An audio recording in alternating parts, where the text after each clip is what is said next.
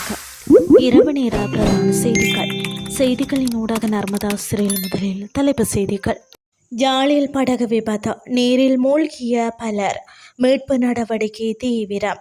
அரசு ஊழியர்களின் சம்பள முரண்பாடுகளுக்கு தீர்வு, பிரதமர் அறிவிப்பு. முன்கூட்டியே தீர்மானிக்கப்பட்ட அலி கமேனியின் மரணம், இஸ்ரேல் வெளியிட்ட தகவல். இனி விரிவான செய்திகள்.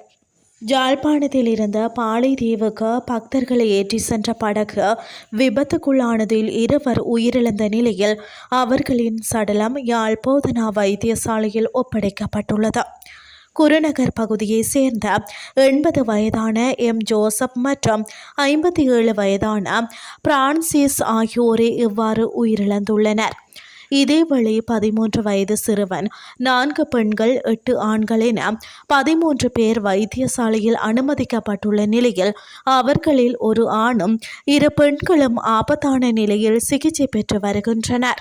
படகில் பயணித்தவர்கள் எண்ணிக்கை தெரியாத நிலையில் கடலில் மூழ்கியவர்களை மீட்கும் பணிகள் அப்பகுதி கடற்தொழிலாளர்களால் தொடர்ந்து முன்னெடுக்கப்பட்டு வருகிறது.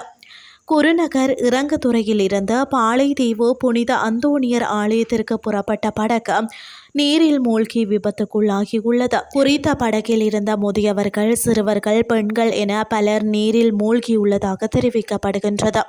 இந்த நிலையில் அவர்களை மீட்கும் நடவடிக்கையில் அப்பிரதேச கடற்தொழிலாளர்கள் உடனடியாக ஈடுபட்டுள்ளனர். இதில் 3 பேர் கரைக்கு கொண்டு வரப்பட்டுள்ள நிலையில் ஒருவர் உயிரிழந்துள்ளார். மேலும் தேடுதல் நடவடிக்கைகள் தீவிரப்படுத்தப்பட்டுள்ள நிலையில் அங்கு பரபரப்பான சூழல் உருவாகியுள்ளமை குறிப்பிடத்தக்கது. இலங்கையின் அதிபர் சேவை மற்றும் அரசு சேவையின் பல துறைகளில் நிலவும் சம்பள முரண்பாடுகளுக்கு தீர்வு காண்பதற்காக இந்த ஆண்டில் சம்பள ஆணைக்குழு ஒன்று நிறுவப்படும் என பிரதமர் கரினி அமரசூரிய தெரிவித்துள்ளார். இந்த ஆணைக்குழு ஊடாக அரசு சேவையின் சம்பள முரண்பாடுகளுக்கு நிரந்தர தீர்வை வழங்க எதிர்பார்ப்பதாகவும் அவர் மேலும் சுட்டிக்காட்டினார். நாடாளுமன்றில் இன்று உரையாற்றிய பிரதமர் இந்த விடயங்களை குறிப்பிட்டுள்ளார்.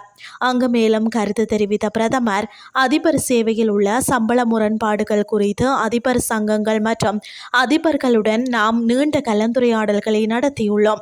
இந்த முரண்பாடு தொடர்பாக தொடர்ந்து ஆராய்ந்து ஒரு தீர்வை பெறுவதற்கு நாம் முயற்சித்து வருகின்றோம். அரசாங்கத்தின் கொள்கையின்படி இந்த ஆண்டு சம்பள ஆணைக்குழு ஒன்று நியமிக்கப்பட உள்ளது. அதன் மூலமாகவே எம்மால் நிலையான தீர்வை வழங்க முடியும். கடந்த காலங்களில் சம்பள உயர்வுகள் வழங்கப்பட்ட விதம் காரணமாக கல்வித்துறையில் மட்டுமின்றி பல துறைகளிலும் நெருக்கடிகளும் முரண்பாடுகளும் ஏற்பட்டுள்ளன. இதற்கு நிலையான தீர்வு அவசியம் என்பதால் சம்பள ஆணைக்குழு ஊடாக தீர்வை தேட முயற்சிக்கின்றோம். அதில் அதிபர்களின் பிரச்சினைகள் குறித்து விசேடமாக பரிந்துரைகளை முன்வைக்க நாம் எதிர்பார்க்கிறோம் என தெரிவித்தார். இனி வெளிநாட்டு செய்திகள். ஈரானின் உயர்மட்ட தலைவர் அலி கமேனியை இலக்கு வைத்து முன்னெடுக்கப்பட்ட தாக்குதல்கள் மற்றும் அதற்கான திட்டமிடல்கள் குறித்து இஸ்ரேலிய பாதுகாப்பு அமைச்சர் இஸ்ரேல் காட்ஸ் முக்கிய தகவல் ஒன்றை வெளியிட்டுள்ளார். ஈரானின் உயர்மட்ட தலைவர் அலி கமேனியை படுகொலை செய்வதற்கான இலக்கை இஸ்ரேலிய பிரதமர் பெஞ்சமின் நெதன்யாகு கடந்த நவம்பர் மாதமே நிர்ணயித்திருந்ததாக அவர் மேலும் சுட்டிக்காட்டியுள்ளார்.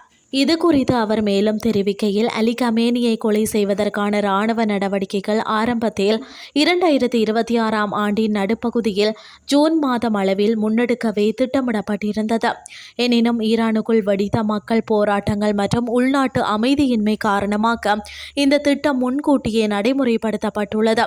ஈரானின் உள்நாட்டு நெருக்கடியை பயன்படுத்தி ஈரான் இஸ்ரேல் மீது முன்கூட்டியே தாக்குதல் நடத்தக்கூடும் என்ற அச்சம் இஸ்ரேலுக்கு ஏற்பட்டது.